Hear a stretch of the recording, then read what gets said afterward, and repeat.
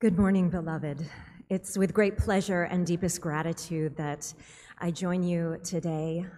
Thanks to Reverend Mark, and thanks to Sean, and also DJ, who is with the children. This weekend marks the 400th anniversary of the first enslaved peoples brought in bondage to the coast of Virginia. On such an occasion as this, may we take stock of where we have been, where we are going, and who we are as people of faith. Hear now the words of the Hebrew prophet Amos, chapter 5.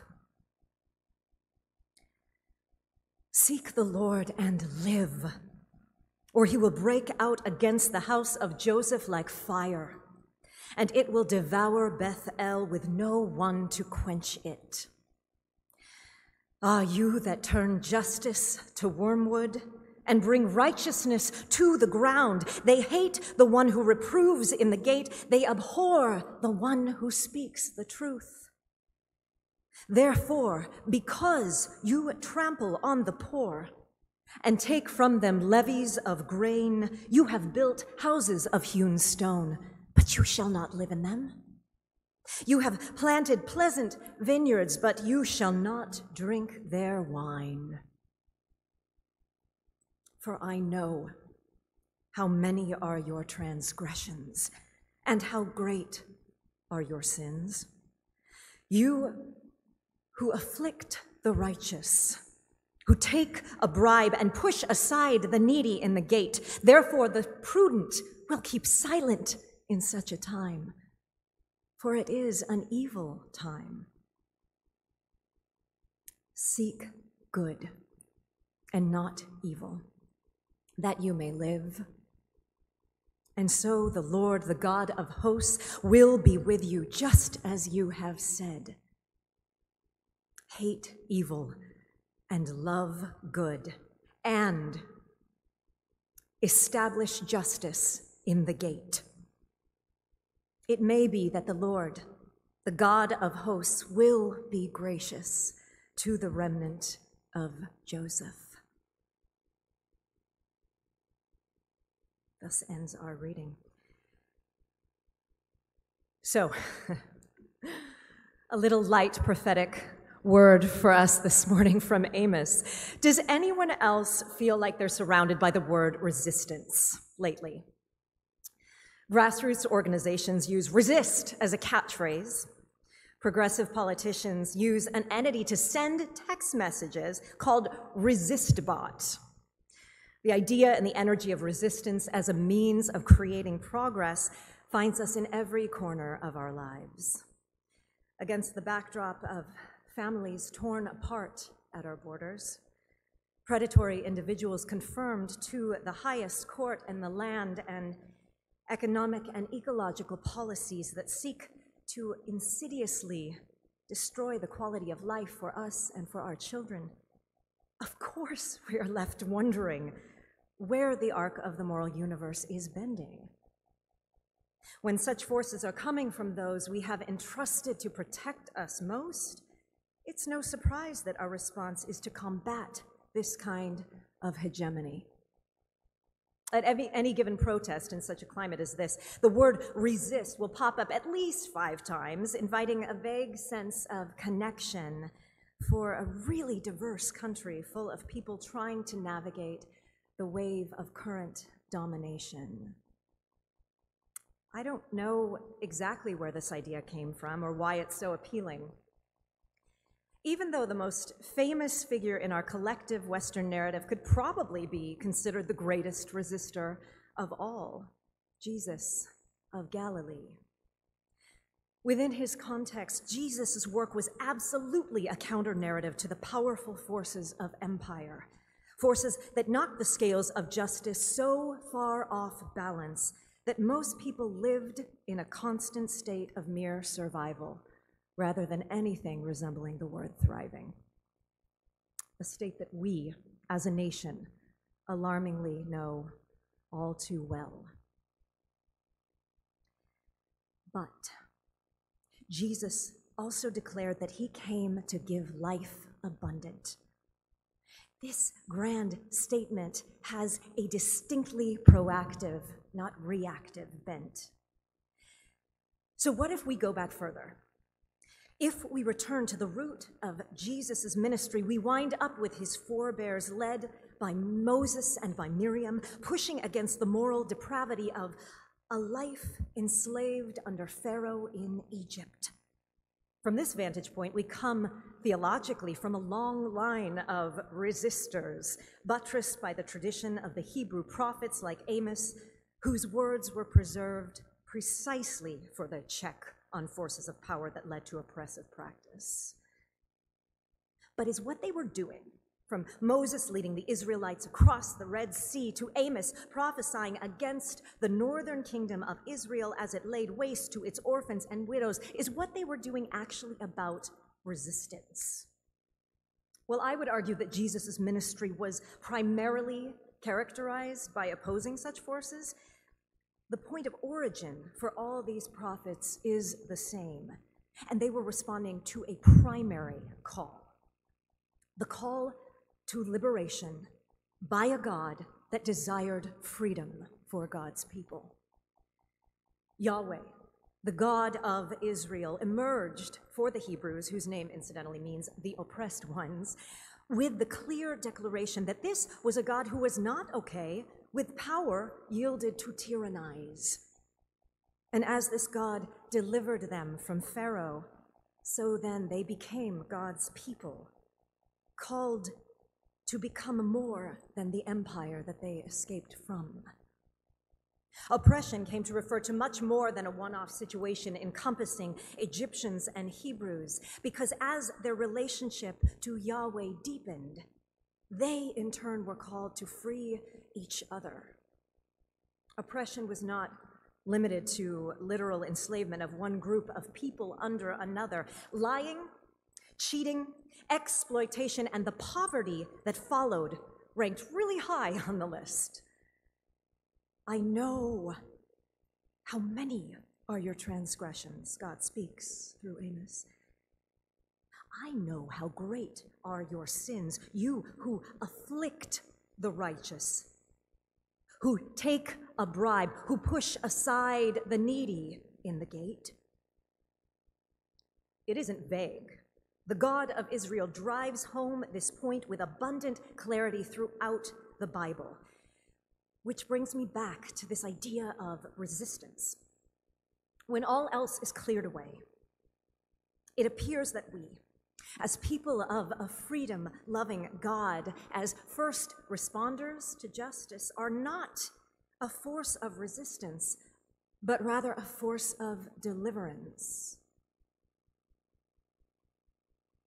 Let me put it differently. When we agonize over children that are taken from their parents, when we rail against a tax system that concentrates wealth into the hands of a very few people and leaves the vulnerable with less than nothing, when we weep for Black and brown children poisoned in Flint, our own land, and women whose abuse is denied, for the rise in domestic terrorism driven by fear of difference and loathing of that which makes this nation thrive, we are not the ones going against the grain. Because guess what? The U.S. is overall much more progressive than it is regressive.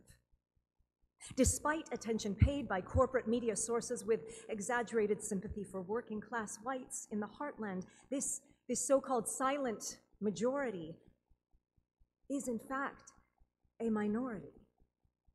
For example, statistics reveal that at any given time, more than 2/3 of this country supports gay marriage, whereas 20 years ago, barely 1/4 did. More than half the country supports legal abortion, with support for the landmark Supreme Court decision Roe v. Wade, which indicates a woman's right to choose, at close to 70%. At least 2/3 of Americans polled desire equal pay for women and for men. And before the last mass shootings in Ohio and Texas last week, 2/3 of Americans polled desire stricter gun control. Now, it's over 90%. Now, we barely make the cut with recognizing race discrimination, and yet still, over half acknowledge that it still exists and that it is a stain upon the moral fabric of our nation. And the surge of organizations and ordinary folks who are pushing this to the forefront is proof that the soul of America is destined for redemption. So no, we are not the abnormal ones. We are actually responding from a deep sense, perhaps a moral seed planted within us, proceeding from the divine spirit, that a society characterized by gross power differentials and rampant suffering is not normal, it is abnormal.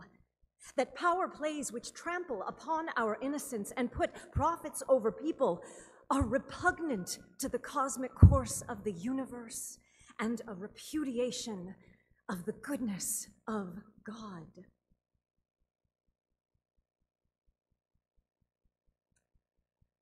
I hadn't been thinking of it in quite these terms because I too have felt this resistance.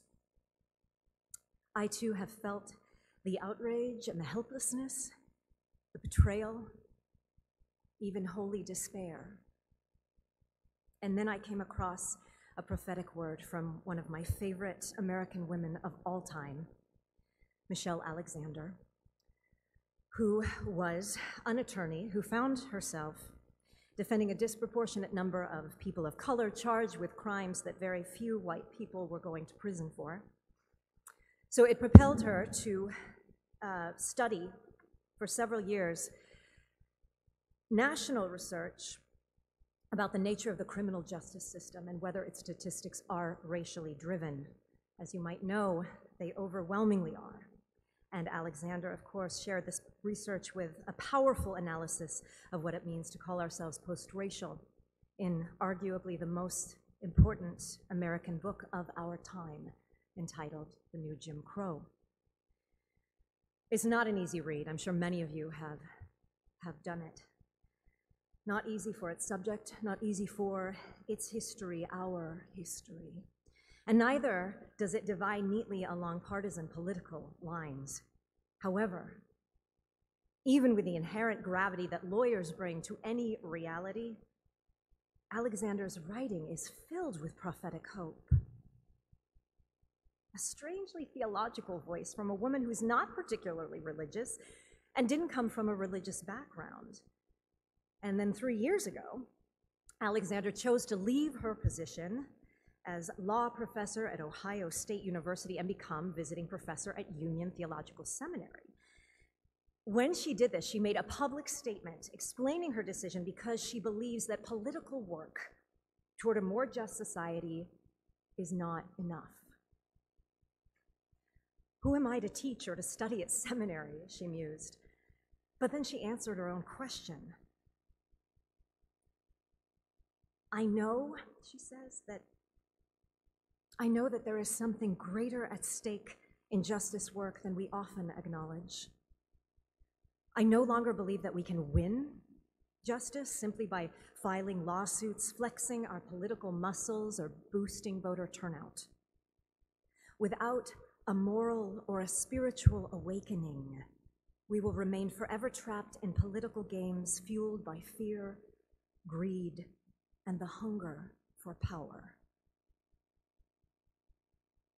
Seek the Lord and live, the prophet declares, or he will break out against the house of Joseph like fire, and it will devour Bethel with no one to quench it. You who afflict the righteous, you who take a bribe and push aside the needy in the gate. As religious folks, the spiritual element is already there for us.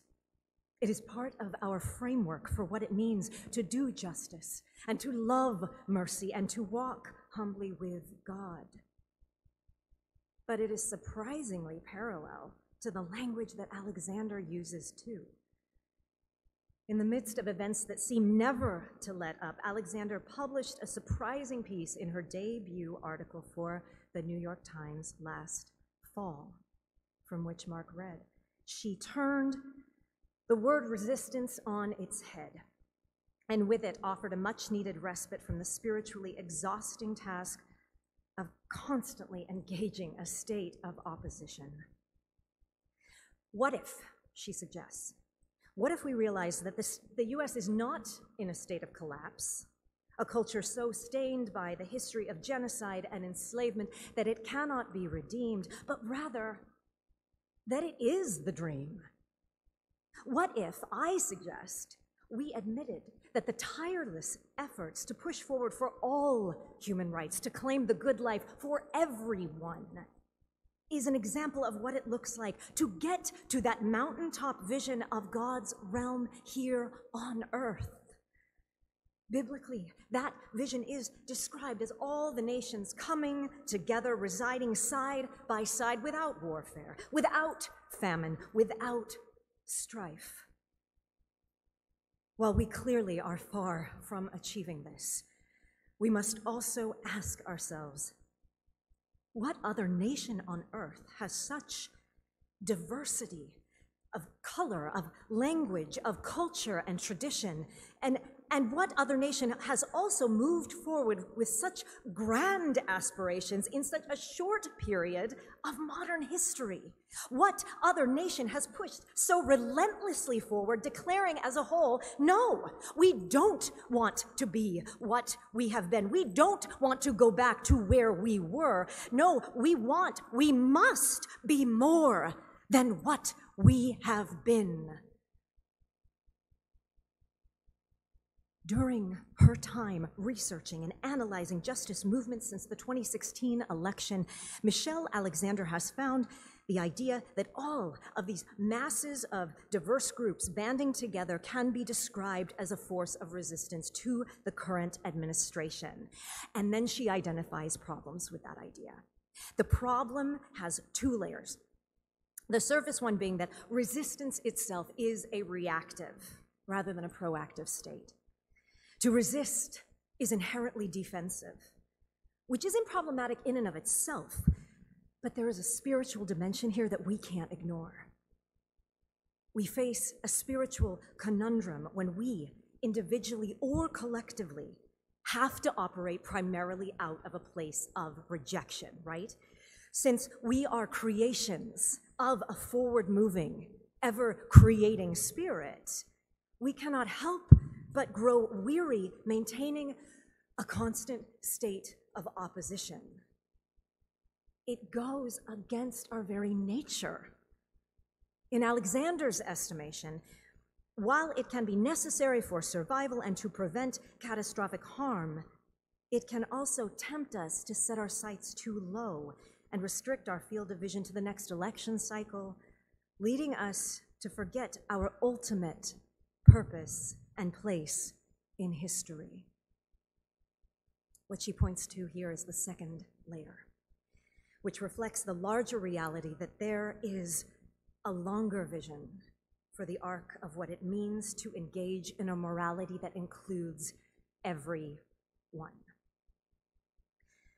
When we look at where we are now, a nation that truly wants more liberation, not return to some iteration of patriarchal oligarchy driven by plantation thinking, then we no longer become the resistance.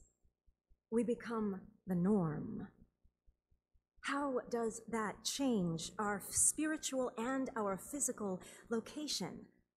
What then does it feel like to lay claim upon a force of love so grand that it envisions that no one might go hungry again, that no illness or injury go untreated, that class not only ceases to determine education and opportunity, but ceases to exist altogether, giving way to a new mode of living, giving birth to a new way? Oh, it's a grand vision indeed. but it is based not only on our highest moral aspirations within a philosophy of justice, but the soul of the Jewish and Christian teaching called Imago Dei, that all people are created in the image of God. Of course, this vision, this reaching, this continuous pushing, does not take away the fact that we are sometimes in a position characterized by resistance. Alexander even concludes, does it matter? And can't we be both? True to the vicissitudes of love and justice, she aptly answers yes and no. Because we are absolutely in a tide that is pushing against the hegemonic forces that control our nation right now. We are in a moment that feels like an anomaly, like we are the anomaly, but do not let this become the narrative. After all, she aptly points out, there's a reason that marchers in the Black freedom struggle sang, "We shall overcome," rather than chanting, "We shall resist." The goal, the end game, can only survive if the vision of what we want to achieve is held above what we want to tear down. The last prophetic word doesn't end with "resist these forces of evil." No, it ends with "love the good" and establish justice in the gate.